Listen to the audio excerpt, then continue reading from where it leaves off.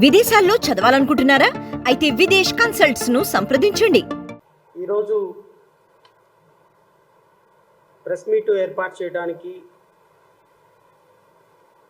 ఒక ప్రధాన కారణం రాష్ట్రంలో జరుగుతున్నటువంటి అత్యంత దురదృష్టకరమైనటువంటి పరిస్థితుల్ని ఒకసారి రాష్ట్ర ప్రజలకి వివరించి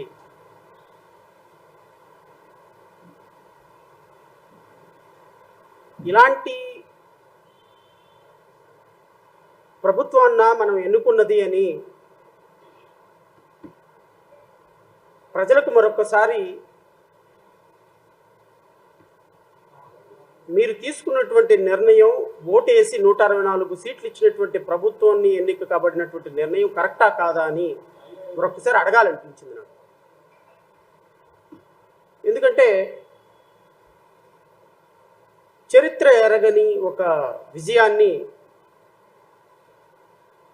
2019లో జగన్మోహన్ రెడ్డికి ఇచ్చారు, 2024లో చంద్రబాబు నాయుడుకి ఇచ్చారు.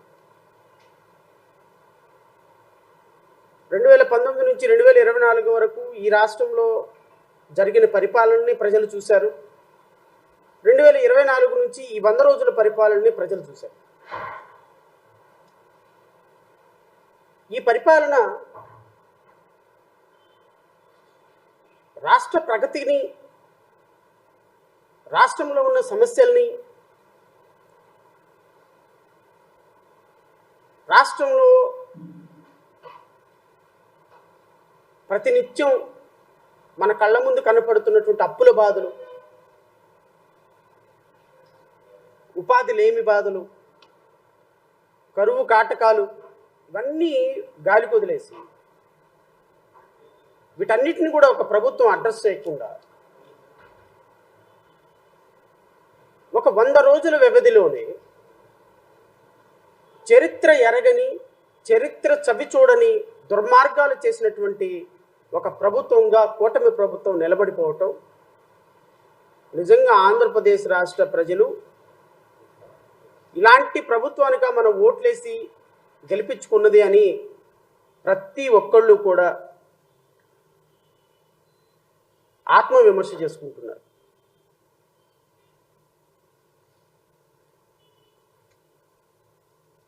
వంద రోజుల వ్యవధిలో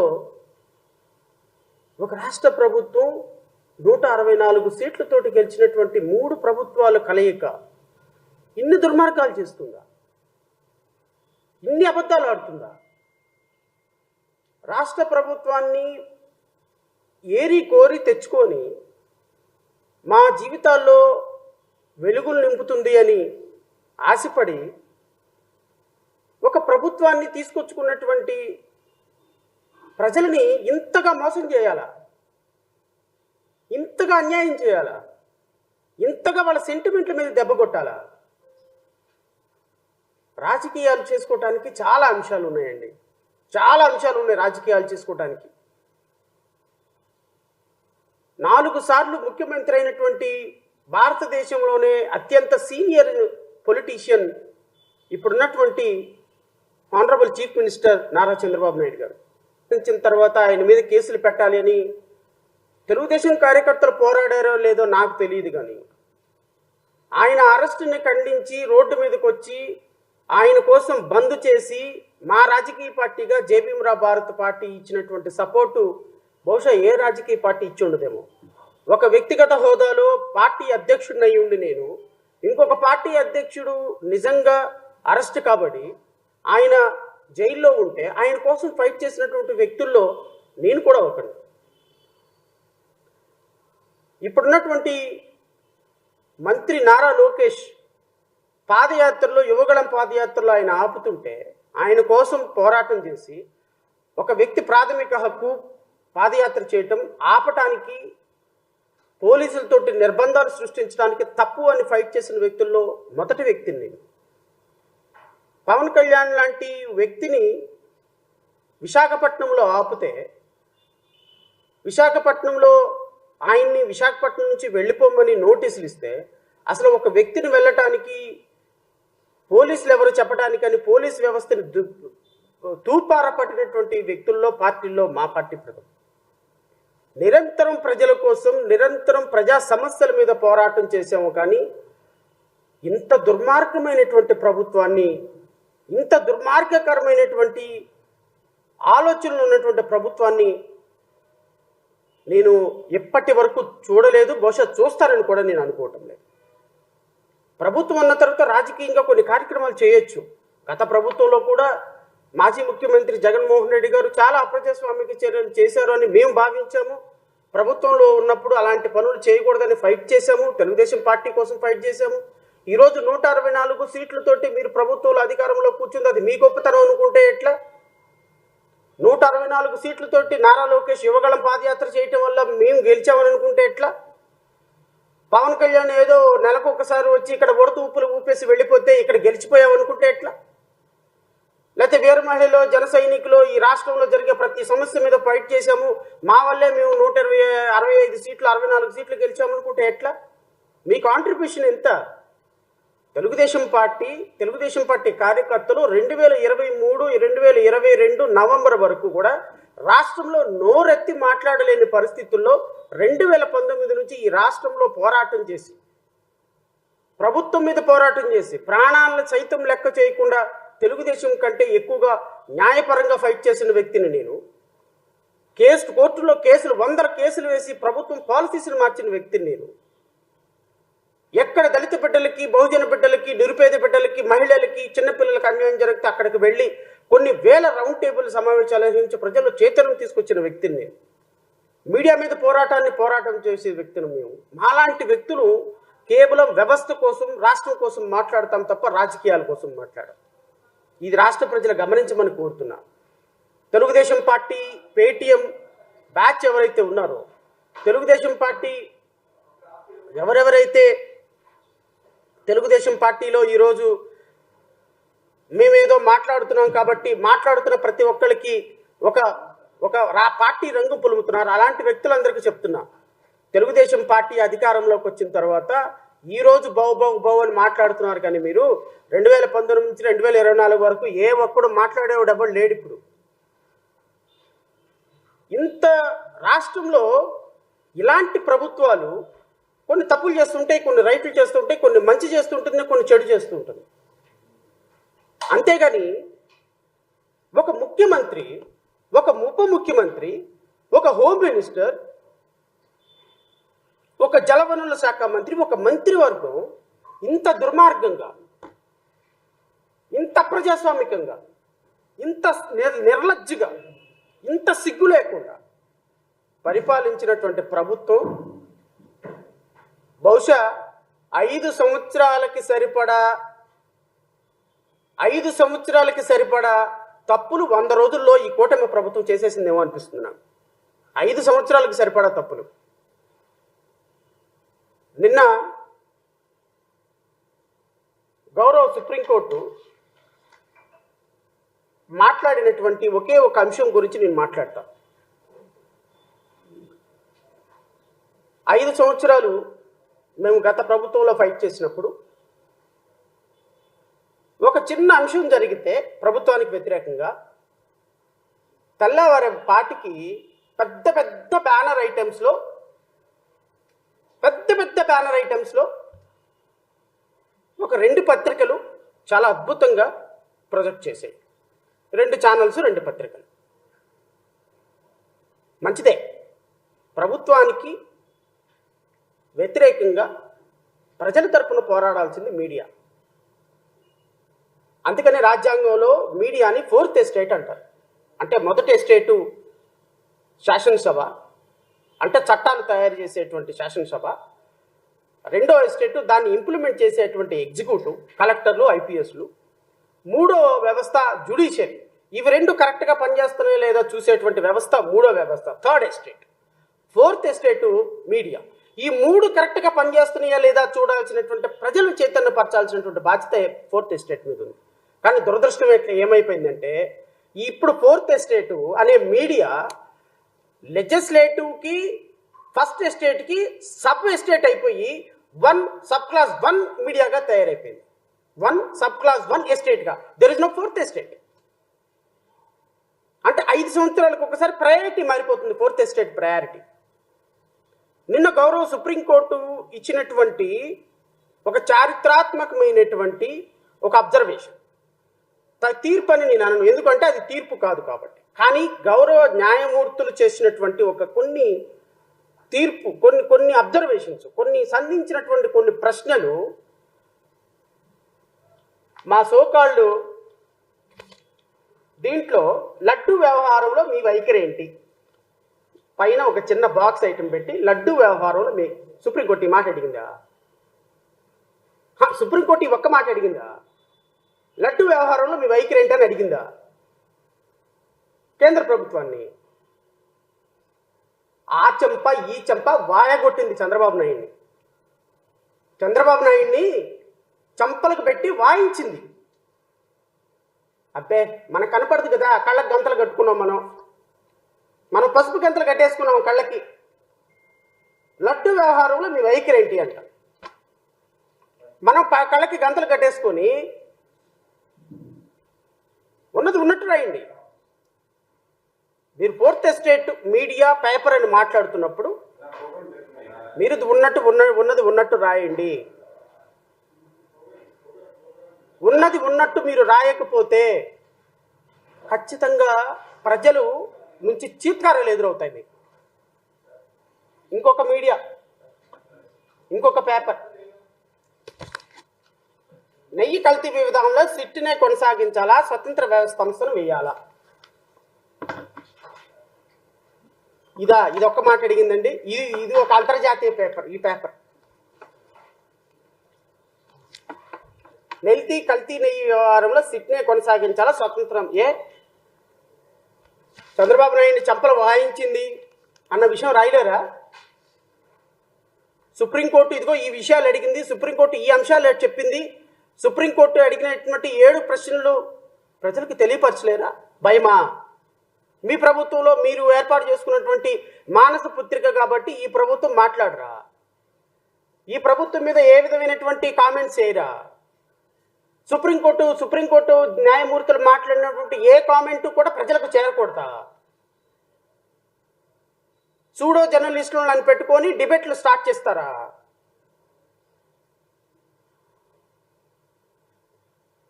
న్యాయవాదులుగా, న్యాయమూర్తులుగా, మీడియాగా డిబేట్లో పార్టిసిపేట్ చేసేటువంటి న్యాయవాదులు కానీ, డిబేట్స్ కండక్ట్ చేసేటువంటి వ్యక్తులు కానీ వాస్తవాలని ప్రజలకు తెలియపరచండి. ఒక అల్టీరియర్ మోటివ్ తోటి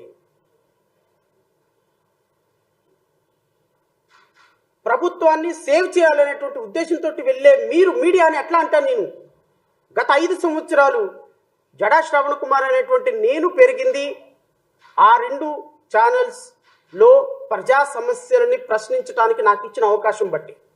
ఐఎమ్ నాట్ డినయింగ్ ఇట్. కానీ ఈరోజు ఎటు వెళ్తున్నారు మీరు? ఈరోజు మీ వే ఎటుంది? నిన్న సుప్రీంకోర్టు వేసినటువంటి ప్రశ్నలు ఒక్క ప్రశ్న అయినా మీ మీడియాలో మీరు ప్రశ్నించడానికి, ప్రజల తరపున మాట్లాడటానికి అవకాశం ఉందా? ఒక చిన్న బాక్స్ ఐటెం పెట్టి లాస్ట్లో మాట్లాడినటువంటి ఒక కామెంట్ పెట్టి మాట్లాడుతున్నారు అంటే ప్రజలకి మీరు ఏం సమాధానం చెప్పాలనుకుంటున్నారు? ప్రజలకి మీరు ఏ ఇన్ఫర్మేషన్ ఇవ్వాలనుకుంటున్నారు? ప్రజలకి మీరు ఏ సందేశం ఇవ్వాలనుకుంటున్నారు? గౌరవ సుప్రీంకోర్టు మాట్లాడినటువంటి మాటలు కూడా కనీసం ప్రజలకు చేరనీయకుండా మీరు మీ ప్రభుత్వాన్ని ఒక పొత్తిళ్లలో బిడ్డలాగా కాపాడుకుంటున్నటువంటి మీకు టెర్రరిస్టులకి ఇంకేమైనా తేడా ఉందా? ఏంటండి ఇష్యూ ఏంటి? తిరుమల తిరుపతి దేవస్థానం లడ్డూలో పంది కొవ్వు, బీఫ్ కొవ్వు, బీఫ్ అంటే తెలియదేమో, దున్నపోతు, బీఫ్ కొవ్వు, పంది కొవ్వు అవశేషాలు కలిసినటువంటి లడ్డూని గత 5 సంవత్సరాల నుంచి కోట్ల మంది ప్రజలు తినేశారా? దానికి గత ప్రభుత్వంలో ఉన్నటువంటి జగన్మోహన్ రెడ్డి, టీటీడీ చైర్మన్ వీళ్ళు కారణమా? ఇదే ఎలిగేషను. ఈ ఎలిగేషన్ చేసింది ఎవరు? ముఖ్యమంత్రి హోదాలో చంద్రబాబు నాయుడు గారు. నేను చంద్రబాబు నాయుడు గారిని అడుగుతున్నా, మీరు చేసినటువంటి ఒక చిన్న ఎలిగేషన్ అని మీరు అనుకుంటున్నారు. ఈరోజు lord Venkateswara is not only God for Andhra Pradesh are India. ప్రపంచ దేశానికి ఆయన ఒక కలియుగ దైవం అని కోటాను కోట్ల మంది భక్తులు నమ్ముతున్నారు. కోటాను కోట్ల మంది భక్తులు ప్రపంచవ్యాప్తంగా నమ్ముతున్నారు. శ్రీలంక అధ్యక్షుడు వస్తాడు, శ్రీలంక అధ్యక్షుడు వచ్చి తిరుమల తిరుపతి వెంకటేశ్వరుని దర్శించుకుంటారు. ప్రపంచంలో ఎక్కడ ఏ దేశంలో నలుమూలల్లో ఉన్నా లార్డ్ వెంకటేశ్వరరావుని దర్శించుకొని పరమ పవిత్రంగా తినేటువంటి ప్రసాదంలో కూడా రాజకీయాలు చేసేటువంటి ఒక దుష్ట సాంప్రదాయానికి చంద్రబాబు నాయుడు నువ్వు దిగజారిపోయావు అంటే ఇంతకు మించి దిగజారటానికి ఇంకా వ్యవస్థలో ఏమి లేదు అని అయితే జేబీఎంరావు భారత్ పార్టీ భావిస్తుంది. I'm very sorry to use such words. ఇంతకంటే ఇక దిగజారుతారు మీరు అనుకునే ప్రతి క్షణం ప్రతిరోజు ఇంతకంటే ఇక దిగజారటానికి ఏమీ లేదని మీరు నిరూపించుకుంటున్నారు. చాలా అంశాలు ఉన్నాయండి మీరు రాజకీయాలు చేయటానికి. ఇంకా 100 రోజులే అయ్యింది. ఇంకా 4 సంవత్సరాల 9 నెలల పాటు మీరు ముఖ్యమంత్రిగా ఈ రాష్ట్రంలో ఉంటారు. మీ తనయుడు మంత్రిగా ఉంటాడు, లేకపోతే ఆయన కూడా రేపు పవన్ కళ్యాణ్ లాగా ఇంకో ఉప ముఖ్యమంత్రిని చేయొచ్చు. 4 సంవత్సరాలు 9 నెలలు పవన్ కళ్యాణ్ ఉప ముఖ్యమంత్రిగా ఉంటాడు. మంచో చెడ్డో కష్టమో నష్టమో మా కర్మో రాష్ట్రం కర్మో ఈ ఆంధ్రప్రదేశ్ రాష్ట్రం చేసుకున్న పాపమో మేము భరిస్తాం, మిమ్మల్ని భరించాలి కూడా.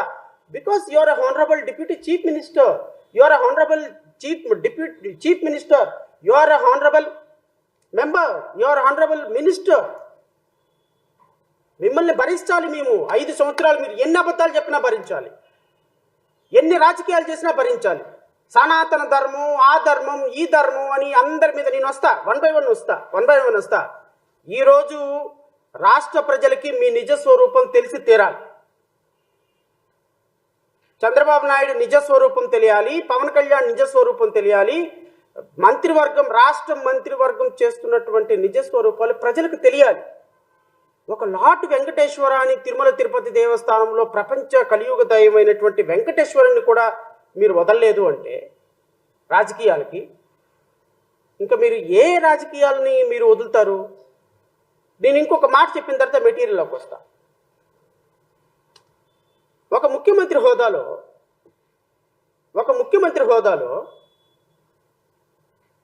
పచ్చి అబద్ధాలు ఆడేటువంటి అత్యంత షార్ప్గా ఫాస్ట్గా కళ్ళు మూసుకొని తెరిచే లోపు అబద్ధాలు ఆడే ముఖ్యమంత్రులు ఎవరు అంటే మన రాష్ట్ర ముఖ్యమంత్రి చంద్రబాబు నాయుడు గారు. ఇంకొక కేటగిరీలో కూడా అవార్డులు పెడితే ఈ కేటగిరీ అవార్డుల్లో కూడా అత్యంత సెన్సిటివ్ అంశాన్ని, ప్రతి చిన్న అంశాన్ని కూడా రాజకీయం ఎలా చేయగలము అంటే రాజకీయం చేయగలిగిన రాజకీయ నాయకుడు ఎవరని ఒక పోటీ పెడితే భారతదేశంలో ఫస్ట్ ప్లేస్లో నుంచుంటాడు పవన్ కళ్యాణ్. ఒక లేని థీరీని ప్రొవోక్ చేసి ఆ థీరీకి చక్కగా బట్టలేసి మొత్తం రూపం తీసుకొచ్చి దాన్ని ఒక ఇమాజినేషన్ వరల్డ్లోకి తీసుకెళ్ళగలిగినటువంటి ఒక అత్యద్భుతమైనటువంటి కల్పితమైనటువంటి వ్యవస్థను సృష్టించేటువంటి మంత్రులు ఎవరయ్యా అంటే నారా లోకేష్ వస్తారు. ఇంతకు మించి ఇంకొక ఆవిడ ఉంది ఈ మధ్యకాలంలో. పాపం ఆవిడ నేనేం అనలేకపోతున్నా, ఎందుకంటే కొన్ని సమస్యల మీద కలిసి పనిచేశాం కాబట్టి. హోమ్ మినిస్టర్ అమ్మా కొంచెం తగ్గండి, ఎందుకంటే మెరిసేదంతా బంగారం కాదు, గుర్తుపెట్టుకోండి. మెరిసేదంతా బంగారం కాదు. మనం గత ప్రభుత్వంలో పనిచేసిన 2 హోమ్ మినిస్టర్లు ఉన్నారు కదా, ఎక్కడున్నారు వాళ్ళు? ఎక్కడున్నారమ్మా? పక్కింటోళ్ళకు కూడా పలకరించటంలో వాళ్ళని. మనం కూడా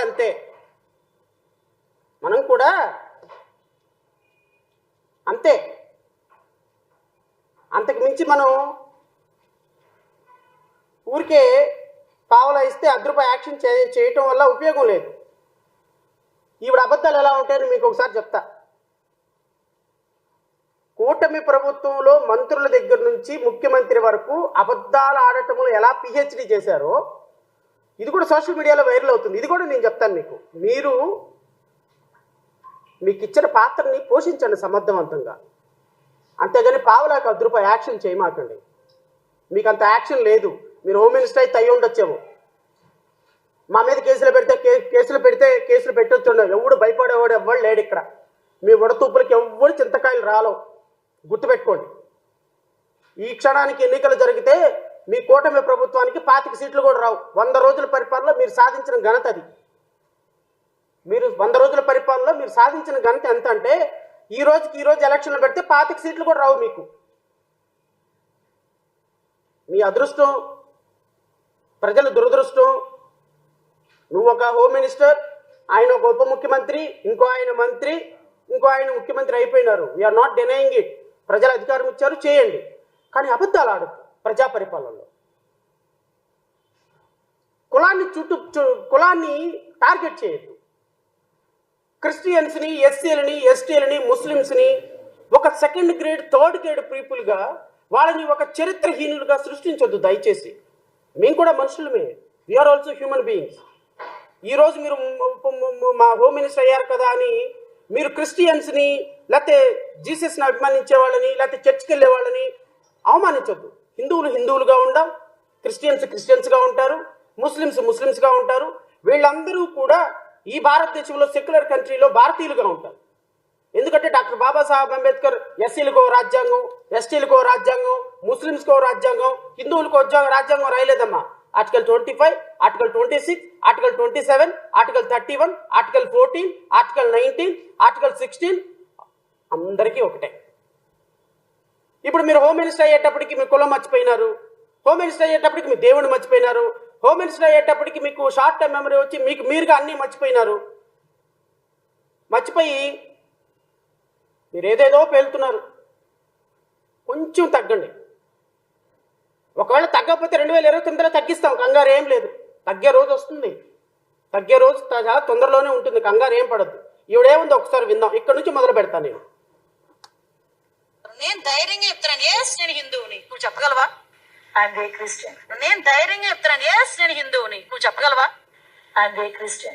నేను మ్యారేజ్ ఇప్పటికీ కూడా నా బ్యాగ్ లో బైబిల్ ఉంటది, అట్ ద సేమ్ టైం నా కార్ లో బైబిల్ ఉంటది. బైబిల్ లేకుండా బయటకు వెళ్ళాను. నేను ధైర్యంగా చెప్తాను, ఎస్ నేను హిందువుని, నువ్వు చెప్పగలవా? ఎందుకమ్మా నెయ్యి కల్తీ జరిగిందా లేదా అని ఎందుకు మారిపోయింది భాష ఎందుకు మారిపోయిందమ్మా?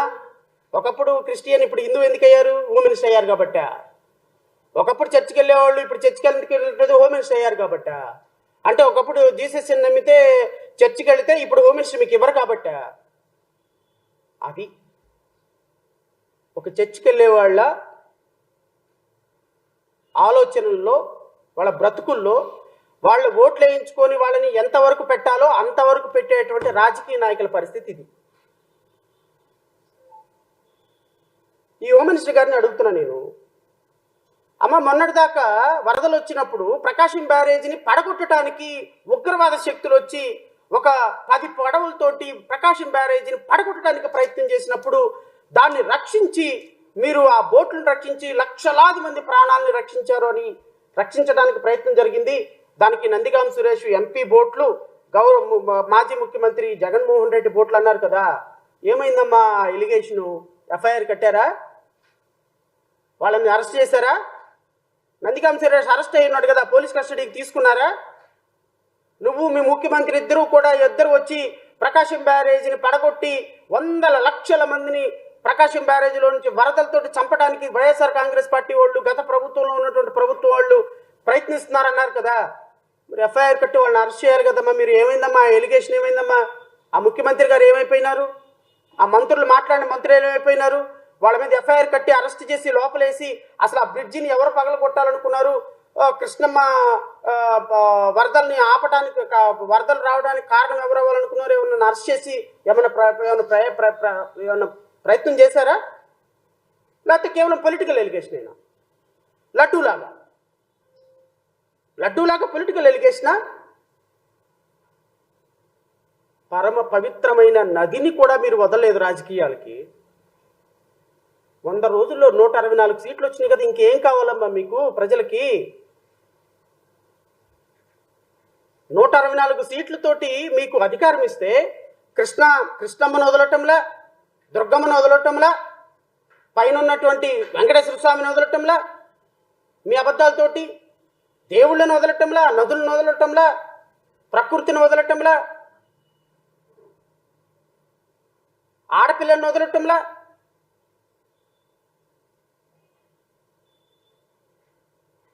ఎవరో ఒక అమ్మాయిని తీసుకొచ్చి ఆ అమ్మాయి నా మీద తప్పుడు కేసు పెట్టారు అనగానే మీకు మీరే జడ్జిలు, మీకు మీరే కోర్టులు.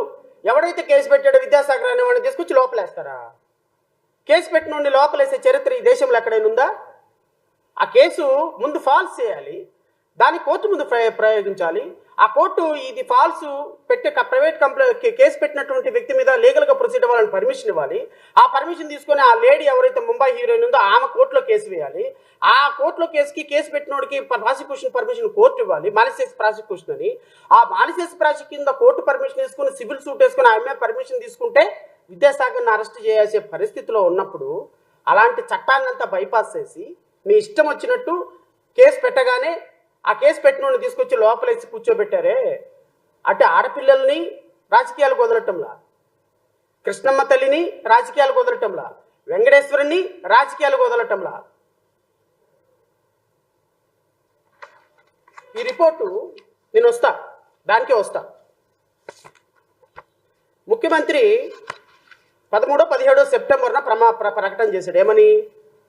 జంతు అవశేషాలని, జంతు కొవ్వుని కలిపారు తిరుపతి లడ్డులో అని. ఈ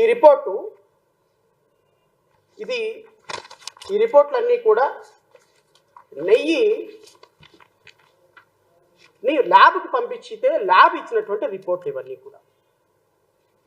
మరి ఈ ల్యాబ్ రిపోర్ట్లు 2 లక్షల పుస్తకాలు చదివిన పవన్ కళ్యాణ్ చూసాడో లేదో నాకైతే తెలియదు. ఆ 2 లక్షల పుస్తకాలు చదివినటువంటి పవన్ కళ్యాణ్ గారికి నేను ఇంకొకసారి ఈ ల్యాబ్ రిపోర్ట్ చదివి వినిపిస్తా.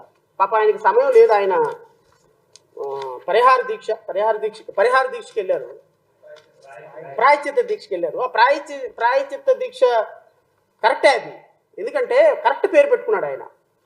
నార్మల్గా ఎవరైనా నేను తప్పు చేశాననుకోండి, నేను తప్పు చేస్తే నేను దేవుడి దగ్గరికి వెళ్ళి ప్రాయశ్చిత్త దీక్ష చేస్తాను. నేను ఎవరినన్నా దూషించినా, ఎవరినన్నా కొట్టినా, దేవుడిని ఎవరినన్నా మాట అన్నా నేను ప్రాయశ్చిత్త దీక్ష నేను చేస్తా. నా తప్పుకి నేను చేసుకుంటా. బైబిల్లో కన్ఫెషన్ అంటారు. నేను తప్పు చేశానని పాస్టర్ గారి దగ్గర ఒప్పుకుంటూ కన్ఫెషన్. మన హిందూ ధర్మశాస్త్రంలో వచ్చేటప్పటికి ప్రాయశ్చిత్త దీక్ష తను తప్పు చేసినందుకు. ఎవరో లడ్డూలో కల్తీ చేస్తే అనుకుందాం, పవన్ కళ్యాణ్ ప్రాయశ్చిత్త దీక్ష ఏందండి? నాకు అర్థం కాలేదు. అంటే ఈయనకు ముందే తెలుసు నెయ్యి కల్తీ జరగలేదు, లడ్డూలో పవిత్రమైన ప్రసాదంలో ఏ విధమైన అల్టరేషన్ జరగలేదు. దీన్ని మనం రాజకీయాలకు వాడుతున్నాం. తిరుమల వెంకటేశ్వరుని రాజకీయాలకు వాడుతున్నాం. తిరుమల తిరుపతి దేవస్థానంలోకి హిందువులందరూ రండి, సనాతన ధర్మంలోకి రండి, రోడ్ల మీదకి రండి, హిందువులందరూ రండి, కొట్టుకోండి, చచ్చిపోండి, అందరూ ఇష్టం వచ్చినట్టు మన హిందూ ధర్మాన్ని, సనాతన ధర్మాన్ని ముస్లిమ్స్, క్రిస్టియన్స్ అందరూ నాశనం చేస్తున్నారు. వాళ్ళకి జరిగితే మెదలకుండా ఉంటారా, వీళ్ళకి జరిగితే మెదలకుండా ఉంటారా? మన హిందువుల మీద కాబట్టి కదా, చూసారా ఎంత అటాక్ జరుగుతుందో అని మత ఘర్షణలు రేపుతానికి ఒక ప్లాన్ పన్నాడు అన్న సంగతి ఈయనకి తెలుసు. పవన్ కళ్యాణ్కి తెలుసు. ఎందుకంటే అక్కడ ఏమీ జరగలేదని తెలుసు. ఓ అంబం బుష్ అని ఆకాశంలో గాలిని సృష్టించినట్టుగా ఒక ఇష్యూను సృష్టించారన్న సంగతి పవన్ కళ్యాణ్కి తెలుసు. పాపం తిరుమల వెంకటేశ్వర స్వామిని కూడా అడల్ట్రేషన్ జరగని తిరుమల లడ్డూని కూడా అడ్డం పెట్టుకునే సనాతన ధర్మంతో పాటు గుళ్ళుని, గోపురాలకి తీసుకొచ్చి హిందువులందరినీ రోడ్డు మీదకి తీసుకొచ్చి ముస్లిమ్స్కి, హిందువులకి, క్రిస్టియన్లకి, హిందువులకి ఈ దేశంలో, ఈ రాష్ట్రంలో గొడవలు పెడుతున్నాను అని, ఈ రాష్ట్రంలో ఇప్పటి వరకు లేని మత ఘర్షణను రేపుతున్నాను అని ఆయనకు తెలుసు. అందుకనే ప్రాయశ్చిత్త దీక్ష చేసుకుంటున్నాడు. పాపం ప్రాయశ్చిత్త దీక్ష కరెక్ట్ పదం. ఆయనకి తెలుసో తెలియక పెట్టుకున్నాడో నాకైతే తెలియదు, కానీ ప్రాయశ్చిత్త దీక్ష అద్భుతమైనటువంటి పదం. మీరు చేయాలి ప్రాయశ్చిత్త దీక్ష కూడా. ఎందుకంటే అత్యంత దుర్మార్గకరమైనటువంటి క్రీడకి మీరు రాష్ట్రంలో తెరలేపుతున్నారు. నాకు ఇప్పుడు అర్థం కాలేదు వాస్తవంగా. 0.5% లేని భారతీయ జనతా పార్టీని మీరు రోడ్డు మ్యాప్ ఇవ్వండి, మీరు రోడ్డు మ్యాప్ ఇవ్వండి అని ఎందుకు అడుగుతున్నాడో నాకు అర్థం కాల. ఇందుకే రోడ్డు మ్యాప్ అడుగుతుంది. ఇందుకే ఇది భారతీయ జనతా పార్టీ ఇచ్చినటువంటి రోడ్డు మ్యాప్ కాబట్టే ఈరోజు ఆంధ్రప్రదేశ్ రాష్ట్రంలో చిన్న అంశాన్ని కూడా, తిరుమల తిరుపతి దేవస్థానంలో ఏమీ జరగని అంశాన్ని ఒక అద్భుతమైనటువంటి కథను సృష్టించి గత ప్రభుత్వాన్ని మీద వేసినటువంటి ఒక అభండాన్ని ప్రజలందరూ నమ్ముతారు కాబట్టి, కోటాను కోట్ల మంది ప్రజల సెంటిమెంట్స్ దీనికి అటాచ్ అయి ఉంటాయి కాబట్టి, లడ్డు అనేటువంటి వ్యవహారంలో ఏ విధమైనటువంటి అపశృతి జరగకపోయినా లడ్డూని అడ్డం పెట్టుకొని క్రిస్టియన్లకి, ముస్లింస్కి, హిందువులకి ఒక గొడవ సృష్టించాలనేటువంటి తెలుగుదేశం పార్టీ అధినేత చంద్రబాబు నాయుడు పన్నిన పన్నాగంలో దాన్ని పాముగా మార్చి డైరెక్షన్, కథ, స్క్రీన్ ప్లే పవన్ కళ్యాణ్, నారా లోకేష్ చేసినటువంటి అద్భుతమైన ప్లాన్లో 5.5 కోట్ల మంది ప్రజలు ట్రాప్ అయ్యారు. Not only in Andhra Pradesh, entire ప్రపంచంలో ఉన్నటువంటి తిరుమల తిరుపతి లార్డ్ వెంకటేశ్వరుని భక్తులందరూ కూడా మిమ్మల్ని క్షమించే ప్రసక్తి ఉండదు. ఈ పాపం మీ ముగ్గురికి కూడా తగులుతుంది, తగలాలి. ఇది వెంకటేశ్వరుని శాపంగా నేనైతే భావిస్తున్నా. ఎస్, వెంకటేశ్వరి లడ్డుతోటి మీరు ఆడినటువంటి కపట నాటకాలు శాపాలై ఈ 5 సంవత్సరాలు నిలబడదు మీ కూటమి ప్రభుత్వం. గుర్తుపెట్టుకోండి, మీ కూటమి ప్రభుత్వం కూలిపోక తప్పదు, పటాపంచలైపోతుంది మీ కూటమి ప్రభుత్వం. లార్డ్ వెంకటేశ్వరతో, కృష్ణమ్మతోటి మీరు ఆడినటువంటి అబద్ధాలు, మీరు చేసినటువంటి రాజకీయాలు మీ జీవితాలను మాత్రం ఖచ్చితంగా వెంటాడతాయి. గుర్తుపెట్టుకోండి. ఇప్పటికే పాపం అనుభవిస్తున్నాడు పవన్ కళ్యాణ్. ఆయన పెద్ద సంతోషంగా ఉన్నాడు నేనైతే అనుకోవటంలా. ఆయన ఏదో గొప్పగా నిద్రపోతాడు ప్రశాంతంగా. నాకు తెలిసి నేను కళ్ళు మూసుకోగానే 10 నిమిషాల్లో నిద్రపోతా. నా దగ్గర ఏం ఆస్తులు లేవు, అంతస్తులు లేవు, ఏం లేవు, కానీ మనశ్శాంతి ఉంది. బహుశా రిక్షా దొక్కునేవాడికి కూడా, మా అన్నకి మా తమ్ముడు ఒక సెక్యూరిటీ గార్డుగా పనిచేసుకునే అన్న తమ్ముడికి ఒక ఇంట్లో పనిచేసుకునే అక్క చెల్లి కూడా ప్రశాంతంగా నిద్రపోతాడు. కానీ నిద్ర లేని వ్యక్తులు ఎవరైనా అంటే 3 ఉన్నారు ఈ రాష్ట్రంలో. ఒక ఆయనేమో చంద్రబాబు నాయుడు, ఇంకో ఆయనేమో పవన్ కళ్యాణ్, 3 ఆయనేమో నారా లోకేష్. ఇలా 3కి నిద్ర ఉండదు. ఎందుకు? ఎంతున్నా సరిపోదు వీళ్ళకి, ఇంకా ఏదో కావాలి. ఏం కావాలయ్యా? ఏం కావాలి? ఒక ఎమ్మెల్యేగా పనికిరాని నువ్వు ఉప ముఖ్యమంత్రి అయినావు, ఒక ఎమ్మెల్యే గోడపై నువ్వు ఈ రాష్ట్రంలో కాబోయే ముఖ్యమంత్రి అవుతున్నావు. నారా లోకేష్ 75 సంవత్సరాల వయసులో ముఖ్యమంత్రి అయినావు. ఇది 4వ ముఖ్యమంత్రి. భారతదేశంలో ఎవరు లేని సీనియర్ పొలిటీషియన్ ఇంకేం కావాలి మీకు? ఎందుకు లార్డ్ వెంకటేశ్వర, కృష్ణమ్మ ఇలాంటి వాళ్ళతో రాజకీయాలు దేనికి? తప్పు ఇది కూటమి ప్రభుత్వాన్ని నేను వినయపూర్వకంగా ఇప్పటికైనా ఫుల్ స్టాప్ పెట్టండి. తప్పు క్షమాపణ ఒప్పుకొని పవన్ కళ్యాణ్ చేస్తున్న ప్రాయశ్చిత్త దీక్షలో పాల్గొని చంద్రబాబు నాయుడు, నారా లోకేష్ మీ మంత్రివర్గం వాళ్ళు వెళ్ళి లార్డ్ వెంకటేశ్వరాన్ని మొక్కండి. తప్పు చేశాము, క్షమించండి, ఇంకోసారి ఇలాంటి పాపపు కార్యాలు చేయమని. చెయ్యకపోతే మాత్రం మీ ప్రభుత్వం కుప్పకూలిపోవటం ఖాయం. ఖచ్చితంగా చెప్తున్నాను నేను, కుప్పకూలిపోవటం ఖాయం. లార్డ్ వెంకటేశ్వర కలియుగ దైవంతో మీరు ఆటలాడారు. రాష్ట్ర ప్రజలందరికీ కూడా కొన్ని విషయాలు తెలియాలి సోదరులారు. ఈ రిపోర్టు 6/7/2024లో వచ్చింది. ఎవరు ఈ రిపోర్టు? మీకు ఎన్డీడీబీ రిపోర్ట్. వీళ్ళు శాంపిల్స్ పంపించారు. ఈ రిపోర్టు దానికి పనికొస్తుందో మీకు చెప్తాను నేను. వీళ్ళు ఇచ్చినటువంటి ఈ report final outcome. These are the observations in report. The sample description is given as specified by the customer and NDDB CALF Limited is not responsible for verification in all cases. Sample is not drawn by NDDB CALF Limited.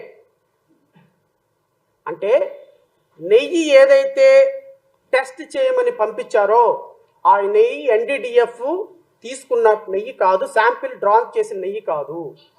ఈ నెయ్యి ఎవరు పంపించారో ఎవరికి తెలియదు. బహుశా TTD పంపించే ఉండొచ్చు. ఈ టీటీడీ పంపించినటువంటి రిపోర్టు బేస్ చేసుకొని వీళ్ళు రిపోర్ట్ ఇచ్చారు. అంటే అర్థం ఏంటి? ఈ రిపోర్ట్ ఇచ్చింది ఈ శాంపిల్స్, ఎవరు శాంపిల్స్ తీశారు? నెయ్యి ఎక్కడి నుంచి తీశారు? నెయ్యి శాంపిల్ ఒక్కసారి ఇలా తీసిన తర్వాత, నేను ఒక జడ్జిగా పనిచేశాను ఒక 10 సంవత్సరాల పాటు. Food and adulteration act cases trial చేసినటువంటి వ్యక్తిగా లిఫ్టింగ్ ఆఫ్ శాంపిల్కి ఒక ప్రొసీజర్ ఉంది. అంతేగాని వీళ్ళు ఏం చేస్తారు, ఫుడ్ అడల్టరేషన్ వాళ్ళు ఏం చేస్తారు, ఒక చిన్న బౌల్లో ఒక హోటల్కి వచ్చి ఒక శాంపిల్ లిఫ్ట్ చేసినప్పుడు, ఒక ఆయిల్ లిఫ్ట్ చేసినప్పుడు, ఆ ఆయిల్ 24 అవర్స్ గాలికి గనక ఇలాగ పెట్టి, అంటే ఒక ఆయిల్ లిఫ్ట్ చేసినటువంటి ఆయిల్ 24 అవర్స్ కనుక గాలిలో పెడితే స్పెసిఫికేషన్స్ మొత్తం మారిపోతాయి, అడల్టెడ్ అయిపోతుంది. ఈవెన్ సీల్ వేసినటువంటి ఆయిల్ ప్యాకెట్ ఓపెన్ చేసి ఆయిల్ కనుక ఒక గిన్నెలో పోసి ఒక హాఫ్ అన్ అవర్ 1 అవర్ కనుక గాలికి పెడితే ఆటోమేటిక్గా స్పెసిఫికేషన్స్ అన్నీ మారిపోతాయి. అందుకనే ఫుడ్ అండ్ అడల్టరేషన్ యాక్ట్లో శాంపిల్ లిఫ్టింగ్కి అత్యంత ప్రాముఖ్యత ఇస్తాం. శాంపిల్ లిఫ్ట్ చేసేటప్పుడు 4 శాంపిల్స్ లిఫ్ట్ చేయాలి. ఒక sample food and adulteration officer దగ్గర ఉండాలి, ఒక శాంపిల్ కస్టమర్కి ఇవ్వాలి, ఇంకొక శాంపిల్ ల్యాబ్కి పంపించాలి, ఇంకొక శాంపిల్ రేపొద్దున స్టేట్ ల్యాబొరేటరీలో ఏమైనా తప్పుడు రిపోర్ట్ వస్తే నేషనల్ ల్యాబొరేటరీకి ఫైనల్కి పంపించడానికి ఈ శాంపిల్ ఉండాలి. 4 శాంపిల్స్. ఈ 4 శాంపిల్స్లో కూడా ఒక శాంపిల్ కస్టమర్ దగ్గర ఉన్నటువంటి శాంపిల్ కాకుండా ల్యాబొరేటరీకి పంపించేటువంటి శాంపిల్ జడ్జి గారి సంతకం పెడితే తప్ప పంపించడానికి లేదు. యాజ్ ఇఫ్ నా ఇష్టం వచ్చినట్టు ఫుడ్ అండ్ అడల్టరేషన్ ఆఫీసర్ వచ్చేసి, అధికారి వచ్చేసి, కమిషనర్ వచ్చేసి, నేను ఒక శాంపిల్ లిఫ్ట్ చేశాను ల్యాబ్కి పంపిస్తానంటే, నువ్వు ఏ ల్యాబ్కి పంపించావు నాకేం తెలుసు, ఏ శాంపిల్ పంపించావు నాకేం తెలుసు. శాంపిల్ పంపించేటప్పుడు అది ఓపెన్ చేసి ఒక 1 అవర్ హాఫ్ అన్ అవర్ గాలికి పెడితే దాని స్పెసిఫికేషన్స్ అని మారిపోతాయి కదా. అందుకని వీళ్ళు ఈరోజు రిపోర్ట్లో క్లియర్గా ఇచ్చారు, శాంపిల్ మేము కలెక్ట్ చేయలేదు, శాంపిల్ మేము లిఫ్ట్ చేయలేదు, శాంపిల్ ఇచ్చినటువంటి శాంపిల్ మాకు సంబంధం లేదు, వాళ్ళు ఏదైతే ఇచ్చారో మేము అదే చేసాం. Number 1. Number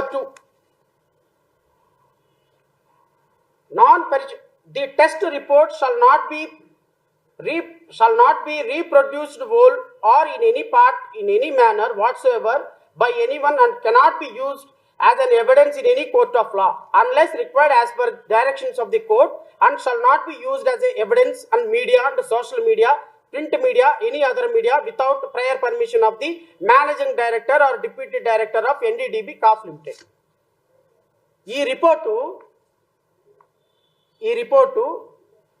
కోర్టుల్లో పనికిరాదు, ఎవిడెన్స్గా పనికిరాదు, మీడియాలో చూపించడానికి పనికిరాదు.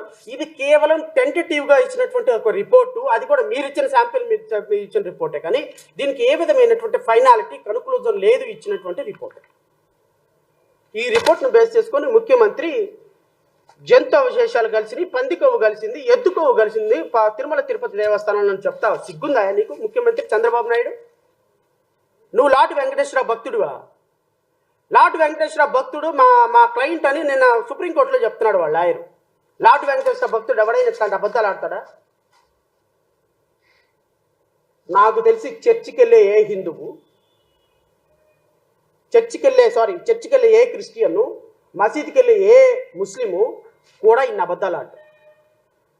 లార్డ్ వెంకటేశ్వర తిరుమతి దేవస్థానం మీద, ప్రసాదం మీద ఇంత అబద్ధం, ఇంత ప్రచారం, ఇంత రాజకీయ ప్రయోజనాలతోటి. ఎస్, ఒకవేళ కలిసిందే అనుకుందాం. ఈ 5 సంవత్సరాల్లో కొన్ని కోట్ల మంది ప్రజలు లడ్డు తినుంటారు కదా. నేను కూడా తిన్నాను లడ్డు, నువ్వు కూడా తినుంటావుగా లడ్డు. చాలా సందర్భాల్లో సుప్రీంకోర్టు న్యాయమూర్తులు, హైకోర్టు న్యాయమూర్తులు, మినిస్టర్లు, పెద్ద పెద్ద కోటీశ్వరులు కూడా తినుంటారుగా. పామరుడి దగ్గర నుంచి కోటీశ్వరుడికి తినుంటాడుగా. ఈరోజు తిన్న వ్యక్తి అయ్యో నేను జంతు అవశేషాలను తిన్నానా, కొవ్వును తిన్నానని బాధపడతాడుగా. నీకు ఆ మాత్రం కామన్ సెన్స్ లేదా? ఒక వ్యక్తి ఒక ప్రసాదాన్ని తినేసిన తర్వాత ఆ తిన్న ప్రసాదం అడల్టెడ్ అయింది, దాంట్లో పంది కొవ్వు కలిసింది, ఎద్దు కొవ్వు కలిసింది అని చెప్పకూడదు. ఇది కామన్ సెన్స్ పాయింట్ అన్న కామన్ సెన్స్ లేదా నీకు? లేదు. ఎందుకంటే అధికారం కళ్ళు మూసిపోయింది. మన ప్రతిపక్షం మీద ఏం మాట్లాడినా మాట్లాడారు. ఈయన మాట్లాడటం వెంటనే ఈయన ప్రాచిత్య దీక్షను ఈయన మొదలుపెట్టినాడు. ఇప్పుడు ఆయన వీడియోలు ఉన్నాయి, ఆయన వీడియోలు వేస్తే ఇంకా సిగ్గుపోద్ది. వేస్తాను, అది కూడా వేస్తాను. ఎందుకంటే సిగ్గు రావాలి ఎట్లాంటి వాళ్ళకి. సిగ్గు వస్తే కానీ ఇంకొకసారి రేపొద్దున వీళ్ళు ఇంకొకసారి ఇలాంటి చేయకుండా ఉంటారు. దోషులకి శిక్ష పడాలి. ఫుడ్ అడల్టరేషన్ ఇది మేము కాదంటున్నా. టీటీడీ బోర్డు, అప్పుడు టీటీడీ బోర్డు బాధ్యత. బాధ్యత తీసుకోవాలి. పొలిటికల్ గా వచ్చి అలంకార ప్రాయంగా ఒక్కొక్కళ్ళు వచ్చేసి దర్శనాలకి టికెట్లు ఇవ్వడానికి మీరు బోర్డు మెంబర్స్ అవ్వలేదు. మీరు ఎవరు చైర్మన్ కానీ ఈవో కానీ మీరు అక్కడ ధర్మాన్ని పరిరక్షించాలి. మీరు అక్కడ మీ ఇష్టాలకి మీరు కూర్చోబెట్టి మీ ఇష్టాలకి కాంట్రాక్ట్లు ఇచ్చుకోవడానికి మీరు టీటీడీ బోర్డుకి మీరు వెళ్ళలేదు. మీరు అందరూ మీ అందరికీ బాధ్యత ఉంది. మీరు నిర్ణయించుకోవాలి. ఎవరికి కోపాలు రావు, ఎవరికి వేదన రాదు, ఎవరికి బాధలు రావుంటే కుదరదు. వస్తాయి బాధలు, వేదన ఉంది, మాట్లాడతాం. మర్చిపోకండి, ఎవరు దోషులకి శిక్ష పడాలి. ఫుడ్ అడల్ట్రేషన్ ఇది. ఈయన మాటలు చూడండి, అసలు ఇంతకంటే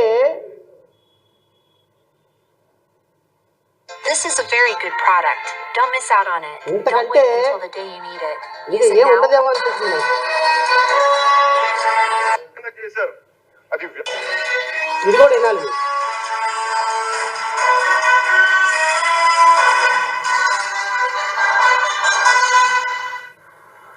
తిరుమలని ఇష్టారాజ్యంగా చేశారు. అది వ్యాపార కేంద్రంగా చేశారు. ఆధ్యాత్మిక కేంద్రం నుంచి పర్యాటక కేంద్రంగా చేశారు. అది ఇదే మీరు మక్కాకి వెళ్తే ఇలాగే ప్రవర్తిస్తారా? మీరు ఒకసారి మక్కాకి వెళ్తే ఇలాగా ప్రవర్తిస్తారంటే ఏంటి? ముస్లిమ్స్ మీ దృష్టిలో ఈ తిరుమల తిరుపతి దేవస్థానాన్ని అపవిత్రం చేయమని కోరుకుంటారా? తిరుమల తిరుపతి దేవస్థానంలో లార్డ్ వెంకటేశ్వర ఇచ్చేటువంటి ప్రసాదంలో జంతు అవశేషాలు కలపాలని కోరుకుంటారా? మక్కా ఎందుకు వచ్చింది మధ్యలో? మక్కా ఎందుకు వచ్చిందండి మధ్యలో? లోపల వచ్చేస్తారా మీరు? మేము మర్చిపోయామనుకుంటున్నారా?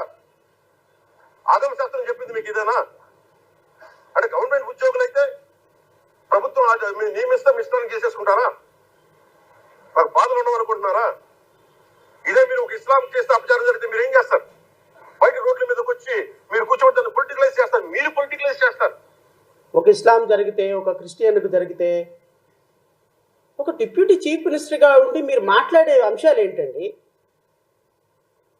ఒక పక్కేమో ఈ రిపోర్ట్లో అసలు మాకేం సంబంధం లేదు, మీరు పంపించిన శాంపిల్లో మేము ఏదో వెరిఫై చేసాం, ఇది ఫైనల్ కాదు, కన్క్లూజన్ కాదని ఒక పక్క రిపోర్ట్లు చెప్తున్నాయి. ఇంకో పక్కేమో మీ ఈవో ఏమో అసలు ఇవి వాడలేదు, వాడకుండా కూడా వెనక్కే పంపించేసామని మీ ఈవో చెప్తారు. ఇంకో పక్క మీరు చూస్తేనేమో జగన్మోహన్ గారు కూడా చెప్తున్నా, మీరే కనుక నేనే కనుక సనాతన ధర్మం మీద పోరాటం చేయాలని నన్ను ఆపేవాళ్ళు ఎవరు లేరు ఈ దేశంలో. గుర్తుపెట్టుకోవాలి. ఎవరు సనాతన ధర్మం అంశం ఎందుకు వచ్చింది అంటున్నా నేను ఎవడు కనకదుర్గమ్మ దగ్గరికి వెళ్ళి ఇప్పుడు కనకదుర్గమ్మ టెంపుల్ మెట్లు ఎవడు కడగమన్నాడు? హిందువులందరూ రోడ్డు మీదకి ఎవడు రమ్మన్నాడు? అందరు వచ్చి కొట్టుకోండి అని ఎందుకు అనమన్నారు? తిరుమల తిరుపతి దేవస్థానంలో ఏం దీక్ష అది? ప్రాయశ్చిత్త దీక్ష ఎవరు చేయమన్నారు? ఎవరు ఇప్పుడు సనాతన ధర్మాన్ని, ఎవరు హిందూయిజాన్ని, ఎవరు ముస్లిమ్స్ని, ఎవరు మక్కాని, ఎవరు మసీద్ని, ఎవరు చర్చి సంబంధించినటువంటి పోప్ జాన్ పాల్ని ఎవరన్నారు? మీరు మతాల గురించి మాట్లాడుతున్నారండి, మీరు కులాల గురించి మాట్లాడుతున్నారండి. మీరు హిందువులు, ముస్లిమ్స్, క్రిస్టియన్ మీరు వేరు చేస్తున్నారు. పవన్ కళ్యాణ్ ఉప ముఖ్యమంత్రి అయ్యండి, సిగ్గు లేకుండా నీచ ఉచ్చాలు మరచి ఈ రాష్ట్రంలో ఒక ఉప ముఖ్యమంత్రి అయినాను, ఒక సినిమా యాక్టర్ని తీసుకొచ్చి ఒక డైలాగులు చెప్పేవాడిని తీసుకొచ్చి నన్ను ఉప ముఖ్యమంత్రి చేశారన్న ఉచ్చ నీచాలు మరిచి మీరు మాట్లాడుతున్నారు. ఈ రాష్ట్రంలో క్రిస్టియన్స్ని, ముస్లిమ్స్ని, దళితుల్ని వేరు చేసి మీరు మాట్లాడుతున్నారు. అరే ఒక తిరుమల తిరుపతి దేవస్థానాన్ని అడ్డం పెట్టుకొని అందుకు కదా మీ జీవితం అట్లా తయారైపోయింది. మీ జీవితం అలా తయారైపోయింది అందుకు కదా. వెళ్ళి ఒకసారి సోషల్ మీడియా చూడండి, మీ గురించి ఎలా మాట్లాడుకుంటున్నారు. ప్రశాంతంగా ఉన్న ఆంధ్రప్రదేశ్ రాష్ట్రంలో కుల మతాలు రెచ్చగొడుతుంది సాక్షాత్తు ఉప ముఖ్యమంత్రి పవన్ కళ్యాణ్. దేవుణ్ణి రాజకీయాలకు వాడుతుంది సాక్షాత్తు ముఖ్యమంత్రి చంద్రబాబు నాయుడు. దేశ సమగ్రతకు ఒక ప్రతిరూపమైనటువంటి ప్రాజెక్టులను కూడా కూలగొట్టడానికి ప్రతిపక్షం పనిచేస్తుందని ప్రజలను తప్పుదోవ పట్టిస్తున్న కూటమి ప్రభుత్వం. దీనంతటికీ కథ, screen play, direction Bharatiya Janata party. నేను ఇంకో రిపోర్ట్ కూడా చూపిస్తా. ఇవన్నీ కూడా అవే రిపోర్ట్లు, సేమ్ రిపోర్ట్లు. నేను చెప్తా, మిస్టర్ పవన్ కళ్యాణ్, సనాతన ధర్మం గురించి మాట్లాడే మిస్టర్ పవన్ కళ్యాణ్ మా తోపు తురుంకాను ధర్మాన్ని గురించి మాట్లాడుతున్నారని టీవీ డిబేట్లోకి వచ్చి గైగమని మాట్లాడేటువంటి జన సైనికులు, వీర మహిళలు మీకు కూడా చెప్తున్నా. ఫస్ట్ ఆఫ్ ఆల్ కొంచెం నాలెడ్జ్ పెంచుకోండి. తెలుగు, ఇంగ్లీషు చదవటం నేర్చుకోండి. ఎగ్జిస్టింగ్ లాస్ చదవటం నేర్చుకోండి. తిరుమల తిరుపతి దేవస్థానంలో ఉన్న రూల్స్ ఇవన్నీ కూడా నేతికి సంబంధించి, నెయ్యి ట్యాంకులకు సంబంధించి ఎలా రావాలి, ఎక్కడ టెస్టులు జరగాలి, ఎలా టెస్టులు జరగాలి, ఒకవేళ టెస్ట్ రిపోర్ట్లు ఫెయిల్ అయితే ఎలా జరగాలి అని మీకు 2022-23 నుంచి అంటే వైఎస్ఆర్సీపీ ప్రభుత్వం అధికారంలో ఉన్నప్పుడు form name ALPHA invoice number AM02/2021-2022 rejected tanker number UP13800909 ఇవన్నీ కూడా 2022-23లో నెయ్యి ప్రామాణికాలు లేవు అని రిజెక్ట్ చేయబడినటువంటి ట్యాంకర్స్. ఇప్పటికైనా కాస్త కామన్ సెన్స్ తోటి మాట్లాడండి. రాజకీయాలు ఉంటే రాజకీయాలు మాట్లాడుకుందాం. నేను ఇప్పుడు మాట్లాడుతున్నానంటే జగన్మోహన్ రెడ్డికి ఫేవర్ అనేం కాదు అర్థం. కూటమి ప్రభుత్వం అబద్ధాలు ప్రజలని మోసం చేస్తున్నాయి, ప్రజలను కన్ఫ్యూజన్లోకి తీసుకెళ్తున్నాయి. కోటాను మంది కోట్ల భక్తులు ఉన్నటువంటి తిరుమల తిరుపతి దేవస్థానం మీద ఈరోజు చర్చకు రావాల్సినటువంటి అంశం. మన ఇంట్లో ఆడపిల్ల, మన ఇంట్లో భార్య, మీ భార్యని భువనేశ్వరి గారిని, వారిని అసెంబ్లీలో గత మినిస్టర్లు ఒక చిన్న మాట అన్నారు అని, నారా లోకేష్ మాట అన్నారు అని రోడ్డు మీదకి వచ్చి టీవీ డిబేట్లో నారా లోకేష్ని వాళ్ళ మదర్ని ఇలా మాట్లాడడం తప్పు అని వైఎస్ఆర్సీపీ మంత్రులను కూడా చీల్చి చెండాడిన వ్యక్తిని నేను. రాజకీయాలకి ఇంట్లో భార్యలు, తల్లిదండ్రులు, మన బిడ్డలు, దేవుడు ఇవి రాకూడదు సార్. నేను సుప్రీంకోర్టు న్యాయమూర్తి అన్నాడు, సిగ్గు తెచ్చుకోండి, దేవుణ్ణైనా రాజకీయాలకు దూరంగా పెట్టండి అన్నాడు. ఒకరోజేమో క్రిస్టియన్ అంటాం, ఇంకో రోజేమో ముస్లిం అంటాం, ఇంకో రోజేమో మా నానేమో హారతి కర్పూరంలో సిగరెట్ వెలిగించుకున్నాడు అంటాం. నిన్న చూస్తేనే మా ఇంట్లో నిత్యం దీపారాధన ఉంటుందని చెప్పావు. ఒక మాట ఉండదు, ఒక కన్సిస్టెన్సీ ఉండదు, ఒక చదువు ఎక్కడ చదివావో తెలియదు, ఏమున్నావో తెలీదు. మా కర్మ, నువ్వు 28 సినిమాలు తీసావు, ఈ రాష్ట్రానికి ఒక హీరో అయిపోయినావు, నీకు ఒక ఇమేజ్ ఏర్పడింది, మాకు ఒక డ్యామేజ్ అయింది, ఆంధ్రప్రదేశ్ రాష్ట్రానికి డ్యామేజ్ అయింది. మీ ఇమేజ్, ఈ డ్యామేజ్ మొత్తం కలిపి రాష్ట్ర ప్రజలు 5.5 కోట్ల మంది ప్రజలు భరిస్తారు మీరు, నో డౌట్. కానీ నేను అనేది తెలుసుకొని మాట్లాడు. ఇవన్నీ రిజెక్టెడ్ ట్యాంకర్స్. గత ప్రభుత్వంలో 1 సంవత్సరంలో రిజెక్ట్ చేయబడిన ట్యాంకర్లు వస్తూ ఉంటాయి, పోతూ ఉంటాయి. ట్యాంకర్లు అడల్టేషన్ జరుగుతూ ఉంటుంది, ముందుంటుంది, వెనుకుంటుంది. తప్పేం లేదు. అది కొన్ని తప్పులు జరుగుతుంటాయి, కొన్ని రైట్లు జరుగుతుంటాయి, కొన్ని మాటలు జరుగుతుంటాయి. కానీ ఈ విధంగా ఒక రాజకీయాలకి వాడటం అనేది ఒక్కసారి పునరాలోచించుకోమంటున్నాను. రేపొద్దున ఫైనల్గా సుప్రీంకోర్టులో ఏం జరగబోతుంది అనేది నేనైతే ప్రెడిక్షన్ చేయగలుగుతున్నాను. నిన్న గౌరవ సుప్రీంకోర్టు న్యాయమూర్తులు అడిగినటువంటి మాటలు, ఒక్కొక్క మాట ఒక్కొక్క తూట. ఎవరంటే కాంపిటెంట్ పర్సన్ చెప్పాల్సింది? నెయ్యి కల్తీ జరిగిందని ఈవో చెప్పకుండా ముఖ్యమంత్రి ప్రకటన చేసేస్తే నేను ఇంకోటి కూడా అడుగుతున్నా. ఈ రిపోర్ట్ వచ్చింది 12వ తారీఖు 7వ నెల శాంపిల్స్ పంపిస్తే 23/7వ తారీఖున కంప్లీషన్ అయితే శాంపిల్ రిసిప్ట్ 17/7 తీసుకొస్తే 23/7 జూలై నెలలో వీళ్ళకి రిపోర్ట్ శాంపిల్ వచ్చింది. సెప్టెంబర్ దాకా ఏం గాడిదలు కాస్తున్నారా? సెప్టెంబర్ దాకా ఏం గాడిదలు కాస్తున్నారా? మంత్రి రిపోర్ట్ ఎందుకు బయట పెట్టలా అంటే, సిస్టమేటిక్గా వరదలు అయిపోయిన తర్వాత, ప్రకాశం బ్యారేజ్ ఇష్యూ అయిపోయిన తర్వాత ఇంకొక ఇష్యూ, ఈ ఇష్యూ అయిపోయిన తర్వాత రేపు ఇంకొక ఇష్యూ, ఈ ఇష్యూ అయిన తర్వాత రేపు ఇంకొక ఇష్యూ. అబద్ధాలతోటి ఒక బిల్డింగ్లు కట్టి ఇప్పుడు ముఖ్యమంత్రి మాట్లాడిన తర్వాత ఒక సిట్ వేశారు. ఐజీ స్థాయి సర్వశ్రేష్ఠ త్రిపాఠి ఎవరో ఒక సిట్టు. ముఖ్యమంత్రి కల్తీ జరిగింది, కొవ్వు పంది ఆవు కొవ్వు కలిసింది అని చెప్పాడు. ఉప ముఖ్యమంత్రి ఉపవాస దీక్షలు, ప్రాయశ్చిత్త దీక్షలు మొత్తం చేస్తున్నాడు. మంత్రి ప్రమాణం చేస్తానని అక్కడికి వచ్చి అంటున్నాడు నారా లోకేష్. సర్వశ్రేష్ఠ త్రిపాఠి ఐజీ ఏం చదువుతాడండి ఇవన్నీ అన్న తర్వాత? అబ్బెబ్బెబ్బే, అసలు కల్తీయే జరగలేదు, ఎక్సలెంట్ అని రిపోర్ట్ ఇస్తాడా? సెన్స్ ఉందా మీకు? ఒక ముఖ్యమంత్రి, ఒక ఉప ముఖ్యమంత్రి, ఒక మంత్రి మాట్లాడిన తర్వాత ఐజీ ఏం రిపోర్ట్ ఇస్తాడండి? మీకు అనుకూలంగా రిపోర్ట్ ఇవ్వక, నా కల్తీ నెయ్యి జరిగిందని రిపోర్ట్ ఇవ్వక, గత ప్రభుత్వంలో అక్రమాలు జరిగినాయి అని రిపోర్ట్ ఇవ్వక, ముఖ్యమంత్రి నోటి నుంచి వచ్చిన తర్వాత, ఒక మంత్రి నోటి నుంచి వచ్చిన తర్వాత, ఒక ఉప ముఖ్యమంత్రి నోటి నుంచి వచ్చిన తర్వాత ఐజీ వచ్చి దానికి కాంట్రారీగా నో ఇది పనికిరాదని చెప్తాడా? కామన్ సెన్స్ ఉందా ఏమైనా మీకు? ముందు సెట్టేసి విచారణ వచ్చిన తర్వాత ఆ విచారణ రిపోర్టుని చదవాల్సింది ఈవో. ఇదిగో గత ప్రభుత్వంలో ఇలా అక్రమాలు జరిగినాయి, ఈ అక్రమాలను మేము సిట్టేసాము, ముఖ్యమంత్రి గారికి రహస్యంగా మేము విచారణ చేయమని రాశాము, రహస్యంగా విచారణ జరిగింది, ఇదిగో ఐజీ స్థాయి అధికారి, సిట్ అధికారులు పూర్తి ఆధారాలతో రిపోర్ట్ ఇచ్చారు అని ఈ రిపోర్ట్ని బహిర్గతం అప్పుడు చేయాలి తప్ప, ఓ ముఖ్యమంత్రి ఒక మాట అనేసేసి అబ్బో ఇదిగో అదిగో అని చెప్పేసి ఒక 10 రోజుల తర్వాత ఒక సిట్ వేసేస్తే సిట్ ఏం రిపోర్ట్ ఇస్తుంది? సుప్రీంకోర్టు అదే అడిగింది. ఎలా ఇస్తుందండి సిట్టు రిపోర్టు అని కేంద్ర ప్రభుత్వాన్ని అడిగింది సుప్రీంకోర్టు. ఏమని? మరి సిట్ అనేది ఆంధ్రప్రదేశ్ రాష్ట్రంలో ఇప్పుడు మిమ్మల్ని అరెస్ట్ చేసినప్పుడు, గౌరవ ముఖ్యమంత్రి చంద్రబాబు నాయుడు గారిని అరెస్ట్ చేసినప్పుడు సిఐడి పోలీసులు అరెస్ట్ చేస్తే సిఐడి వాళ్ళు జగన్మోహన్ రెడ్డికి చెప్పక, జగన్మోహన్ రెడ్డి చెప్పిన దాన్ని ఎఫ్ఐఆర్గా రాయక నువ్వు చెప్పింది ఎలా రాస్తారని మీ అందరూ అడిగిన వాళ్ళమేగా. నేను ఇప్పుడు అది కూడా అడుగుతున్నా. సిట్ అనేది చంద్రబాబు నాయుడు, నారా లోకేష్, ఉప ముఖ్యమంత్రి పవన్ కళ్యాణ్ ఆధీనంలో పనిచేసేటువంటి, గౌరవ హోమ్ మినిస్టర్ గారి ఆధీనంలో పనిచేసేటువంటి ఒక వ్యవస్థ. ఈ వ్యవస్థ, ఈ ఎస్పీ, ఈ డిఐజీ, ఈ ఐజీ మీకు ఫేవర్గా రిపోర్ట్ ఇవ్వక ఇది జరగలేదని గత ప్రభుత్వానికి ఫేవర్గా రిపోర్ట్ ఇస్తారని how can a common man will expect? So స్వతంత్ర దర్యాప్తు సంస్థ ఏమన్నా వేయొచ్చా అని అడిగితే, నాకు తెలిసి రేపు సుప్రీంకోర్టులో భారతీయ జనతా పార్టీ అంటే సెంట్రల్ గవర్నమెంట్ సిట్టు రిపోర్ట్ వచ్చిన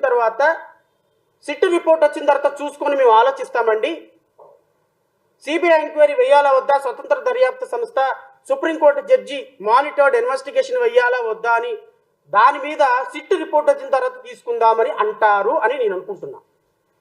ఎందుకు అంటే రేపొద్దున గనక సుప్రీంకోర్టులో గనక ఇది సిట్టు వేయండి, మీ మానిటర్డ్ ఇన్వెస్టిగేషన్ చేయండి, సిబిఐకి మేము రెడీగా ఉన్నామని భారతీయ జనతా పార్టీ అంటుందని నేను అనుకోవటం. అన్నది అనుకుంటే మొత్తం దొంగలందరూ దొరికిపోతారు. చంద్రబాబు నాయుడు దొరికిపోతాడు, పవన్ కళ్యాణ్ దొరికిపోతాడు, నారా లోకేష్ దొరికిపోతాడు, భారతీయ జనతా పార్టీ. ఎందుకంటే ఒక ఆమె వచ్చింది హైదరాబాద్ నుంచి చిడతలు వాయించుకుంటా రాజధాని ఎక్స్ప్రెస్ ఏదో ఎక్స్ప్రెస్లో తిరుమల తిరుపతి దేవస్థానం గురించి, నీ హాస్పిటల్ అంటే అక్రమాలే,